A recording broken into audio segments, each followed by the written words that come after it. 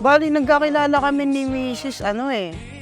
Crush ko siya talaga noon. Minsan nagpapanggap ako ng ibang tao, ganyan. Gagamit ako ng ibang number, may text lang ako. Tapos, uy, kamusta? Hi, crush, gano'n. Gano'n lang. Tapos, hanggang one time na na-meet ko ulit siya sa isang event. Then, yun, starstruck ulit ako sa kanya. Yun, lagi ko na siyang kasama. Then, di namin nakalain na magiging kami actually. Kasi binabouch ako sa kaibigan niya, hindi sa kanya. Nandun yung feelings na magsiselos ka, gano'n. Kaya parang sa side ko, ba't di ko kaya ligawan? Pigilan pa, mga matay din nakatingin sa iba. Kaya mananatili sa iyong tabi magdamag. Ating paligid, hindi na natin napapansin. Gabi ay atin, kasabay ng puso at tugtugan. Paghindak ng ating katawan, mananatili, hindi tiyak ang bukas natin. Ngunit itong gabi ay atin. Ako sila! Pukan nila! Kotse ni Will! Helicopter ba yan? Anak sa dilim, lahat ng ilaw ay Joy to the world! oh, sa'yo lang tumingin. Renato, tinatanggap mo si Joy Lian para yung maging asawa? Opo. At ikaw ba ay nangangako siya yung iingatan? Opo. Pahalagahan? Opo. Mamahalin sa hirap at sa ginhawa? Opo. Mananatili sa iyong tabi magdamag. Ating paligid, hindi na natin napapansin. Gabi ay atin, kasabay ng puso at tugtugan.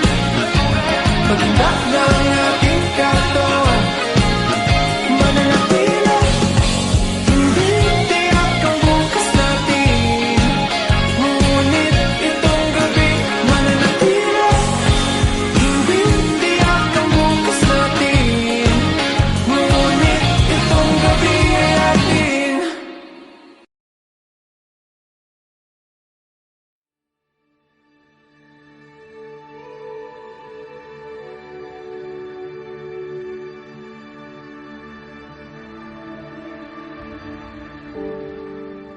Tinakulan si Mrs. Kailangan kong maging maging strong. Hindi ko rin kasi kailangan ipakita sa kanya na parang mas mahina ako. Yung nandyan siya, nandyan pa rin siya sa lahat ng hirap ko, naiyak ako. Yung dalawang beses kami nakunan, iniisip namin dalawa na hindi kami nagsisihan. Kahit minsan talaga, ganun talaga kapag may postpartum ka, sinisisi mo siya. Pero iniisip namin, hindi pa talaga will ni Lord yun. Ibabalik din siya. Ayun, naiyak na ako. Ang way ko, para at least mabawasan at makarecover kagad, pinili ko na maging matatag and then mag-isip na pwedeng maging positive na iisipin ulit, which is bubuin mo ulit siya. Pero nakita ko naman talaga sa partner ko na talagang aalagaan niya ako. Kasi nagkasakit ako, nandyan siya. Naoperahan ako, nandyan siya. Lagi siyang nandyan. Talagang nakita ko yung pag-aalala niya, yung pagmamahal niya sa akin. Nandun pa rin yung lungkot, pero hindi na ganun sobrang parang ikikip niya sa sarili niya na kasalanan niya, ganun. Kasi wala rin naman kaming idea bakit ganun lang yan nangyari. Darating yung time na ibibigay talaga niya sa amin. So, siguro, meron pang pinapauna sa amin si Lord. Like this, kailangan makasal muna kami bago kami uli magkaroon ng anak para talagang strong na talaga yung relationship namin. Bagong lahat, nagpapasalamat ako sa Diyos at tinupad niya yung matagalan natin pangarap. Hindi ko maipapangako na magiging perfect ako. Pero alam ko, this is God's plan. Tinano niya makilala kita, bumuo tayo ng pamilya. Alam kong ikaw yung tanging dinigay sa akin ng Diyos, yung tamang tao.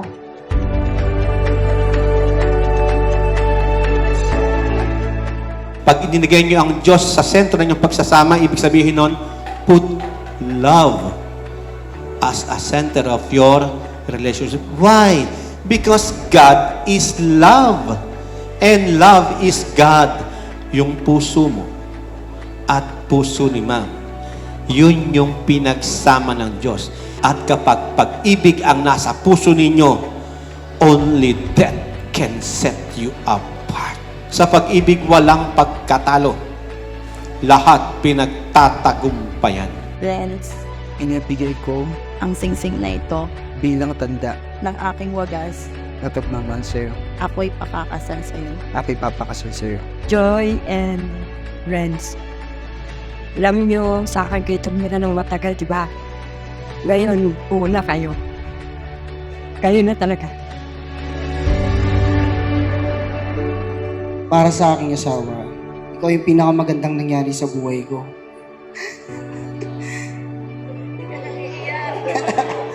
Hindi kasi to. At promise ko sa'yo, hanggat ako'y nabubuhay. Pinapangako sa'yo, alagaan kita at mamahalin ka. Tatandaman ako, balat at buhok ko lang ang magbabago pero hindi yung pagmamahal ko sa'yo.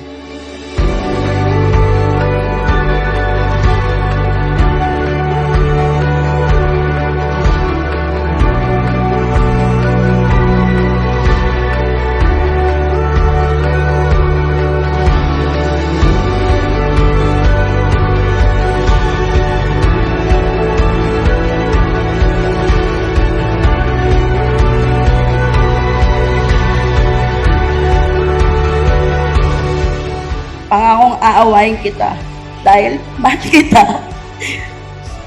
Pinapangako kong samahan ka hanggang sa ating pagtanda. I promise to help, cherish, work, and explore this life with you. Nangangako kong sasamahan kita sa hirap man at ginawa, sa meron man at wala tayo.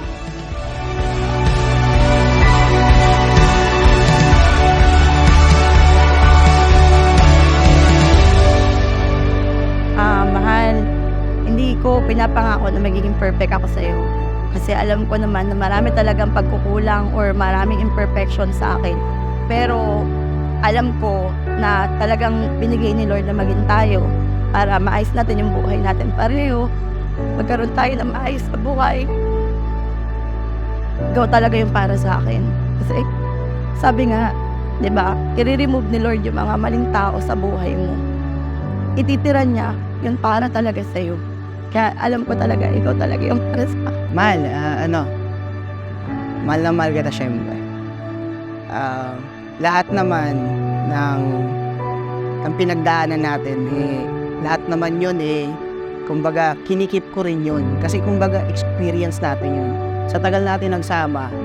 At saka noon before pa na hindi kita nakikilala, pangarap ko na makasal sa tao na mahal ko naman. Sobra. Diba? Siguro, ikaw talagang binigay ni Lord sa akin. Sa lahat ng pagsubok na darating sa atin, syempre kakayanin natin yan. Dadaan at dadaan lang yan, hindi mabangon ulit tayo. Ganun lang naman yun. Lalo na sa syempre may mga anak tayo. Yun yung pinaka. Mahal na mahal kita, pati yung mga anak ko. Yan.